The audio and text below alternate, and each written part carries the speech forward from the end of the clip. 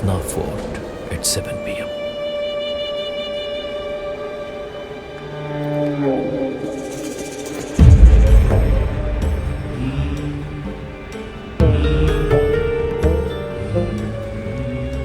ఇతను మామూలు library uncle కాదు తెలుసా.